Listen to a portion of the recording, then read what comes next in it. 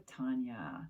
This is 7 cards for 7 days, and we are starting on Monday, November 28th. And then, of course, this is a bridge week over into December, so we finish on Sunday, December 4th.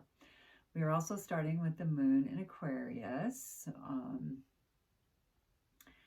That tends to be out there, can be a spacey, innovative, full of new ideas, maybe inspired, creative kind of energy coming in. And then when we get to the end of our 7 days, next Sunday, we will be ending with the moon in Taurus, which is a much more earthy, practical kind of sign and energy that loves gardening and good food, sensuality, things like that. And right now, also, to me, that is reflective of that intense square energy that has gone on for, over a year now with let's see, it is Saturn in Aquarius, and then Uranus and Taurus, and then of course the nodes and moons and various things have gotten in on that action. But you can imagine how those two energies have been pretty intense.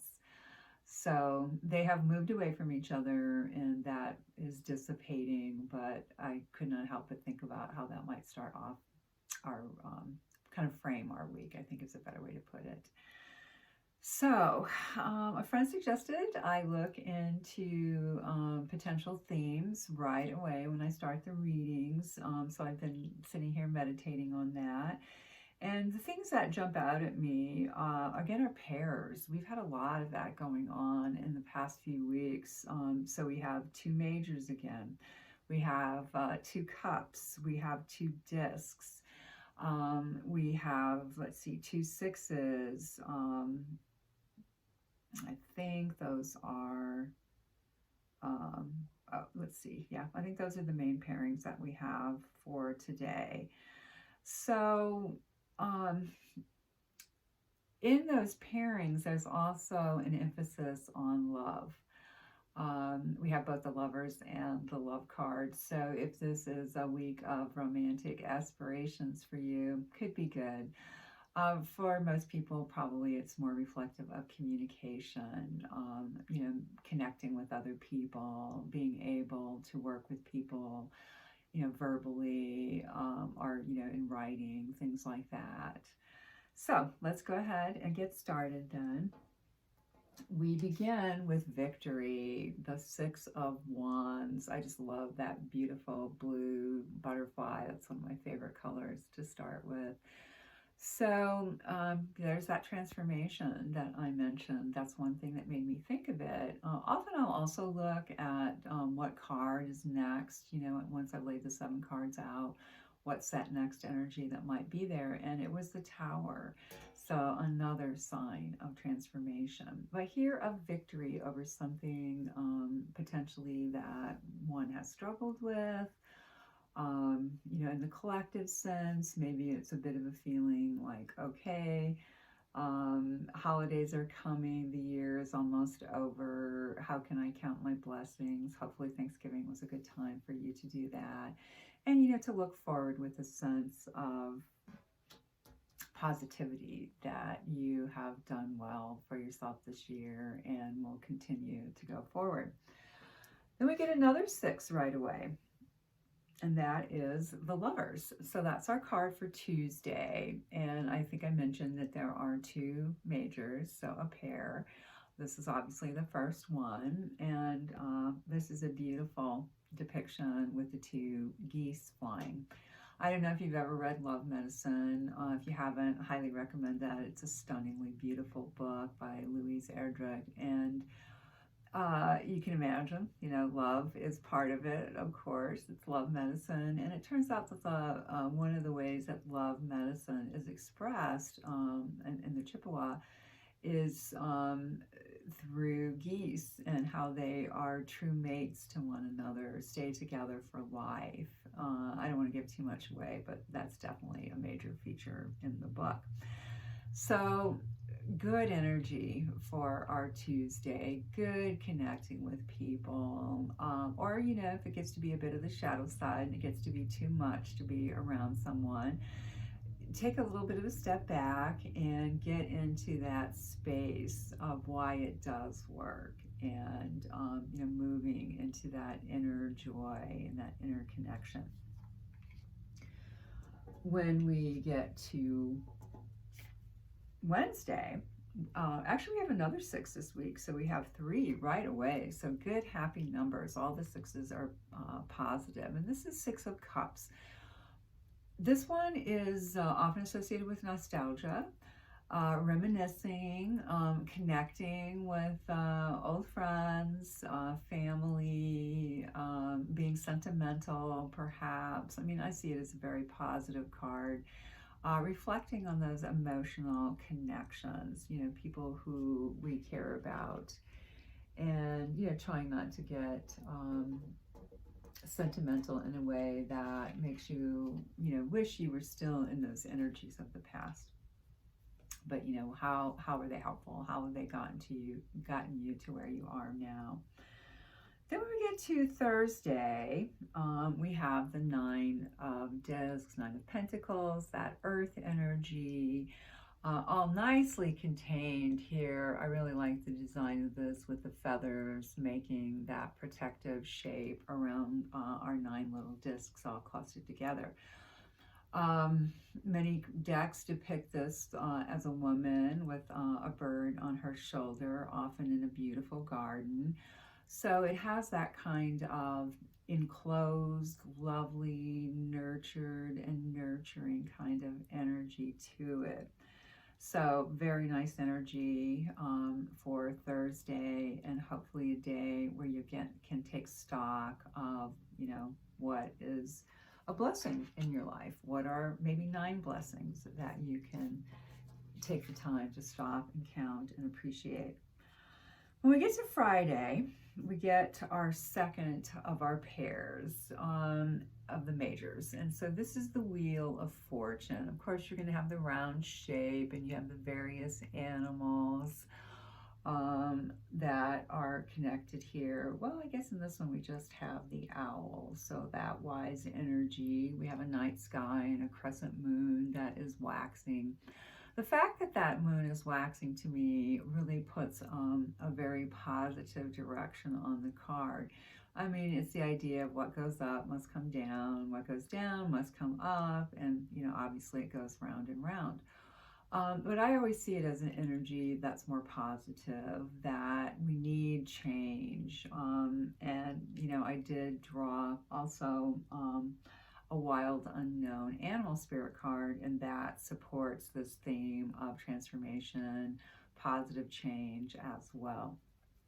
So a very nice way to perhaps end your working week if you end on Fridays. When we get to Saturday, we have the 4 of Pentacles, or the 4 of Discs, back to that earth energy. So there's our other pairing of that. This one can have a connotation of being stuck. That would be more the shadow side, that we get so worried about things that we enclose a space, put ourselves inside of it, energetically speaking, perhaps even physically, and try to find some safety in that. I do like that this has a bit more of a papoose shape for me. Like, you could imagine a baby wrapped up in this, and that gives a lot of security to the baby. That's, of course, why it was done.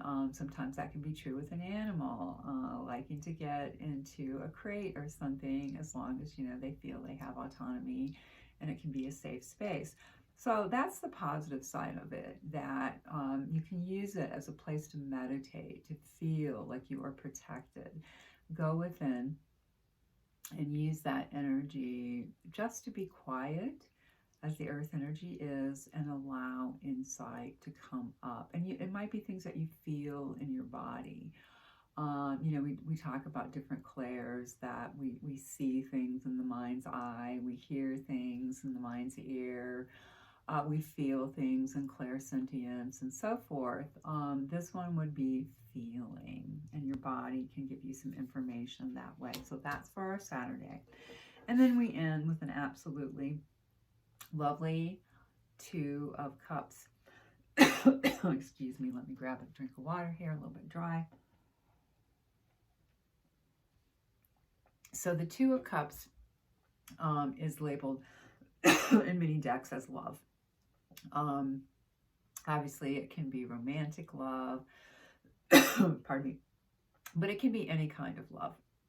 It can also very much be communication. Pardon me.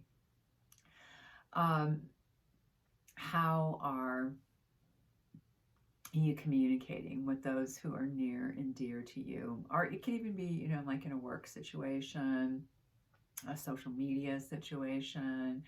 What are both parties interested in doing here?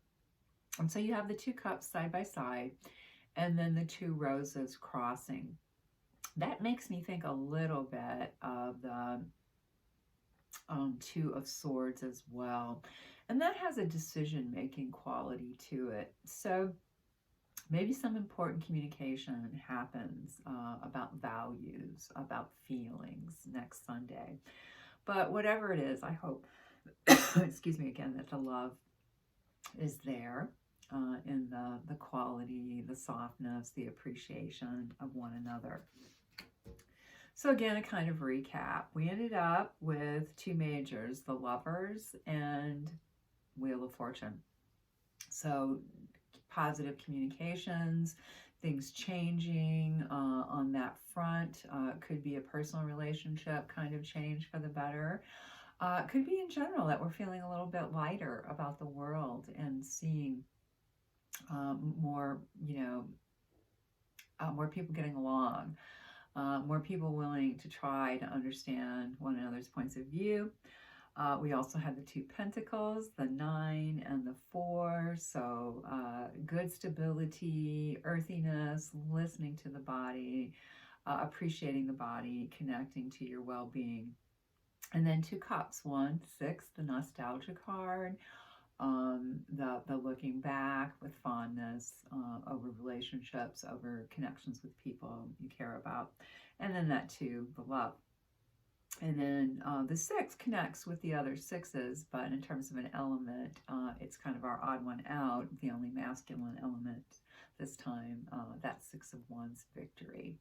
So start with that victory and open up to the well-being of the week. See what positive changes occur for you and what comes to you that way. So let me grab my book here for the Phoenix card. That again is from the Wild Unknown Animal deck, and I think it's so beautiful, and I've always been attracted to the symbol of the phoenix, that transformational aspect. I'm a Moon and Scorpio person, so that's part of it. That's the highest expression of Scorpio energy. You start with that scorpion or snake. The way I've seen it is then the eagle, much higher vision, able to depersonalize, see things clearly, and then the phoenix, able to take all of that energy and information and transform it into something else. So let's see what our book here has to say about the phoenix. It is freedom from suffering and past karma, possibly reincarnation. The phoenix represents the transformation of our past. It doesn't mean running from it, denying it, or burning bridges with rage. The phoenix employs an advanced technique described in yoga as the burning of impurities through practice and dedication. The essence of the phoenix is with us when we realize we have been suffering too long and something must change. We take a stand and decide to live consciously instead of being driven by the unconscious mind and its long list of fears and aversions. And honestly, that's where I think we are in the world right now. We are so trying to let go of the old dramas of the past, the energies, the thought forms, the internalized depression. And I like the emphasis here that it's a process. It doesn't just happen automatically. At that very moment, the spark of the phoenix is lit. And the great bird helps us burn through our baggage. We no longer run from who we are, from what has happened to us, or from what we have done. The stuckness and dead weight fall into the ashes, and a lightness and clarity emerge. As the stagnancy continues to smolder, the phoenix lifts our spirits up and up, and we begin to recognize ourselves again. So, getting back to our truer essence, I think we all get that internal feeling. We have a little knowing in there that says, I've gotten stuck. I need to make some changes. I've fallen too far in this direction. I need to readjust. So we may catch a glimmer in our eye that wasn't there before.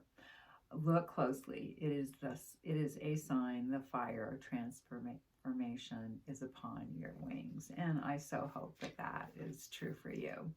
Remember, take what resonates for you here. Again, listening to that inner vibration. If it doesn't feel right for you, leave it behind. It's meant for someone else, not you. If you're interested in a personal reading, please contact me at tarotwithtanya@gmail.com.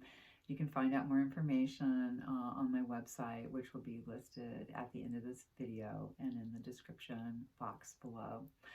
I wish you a great bridge week from November into December, and may your transformations be happy ones, beloveds. I will see you again in a week.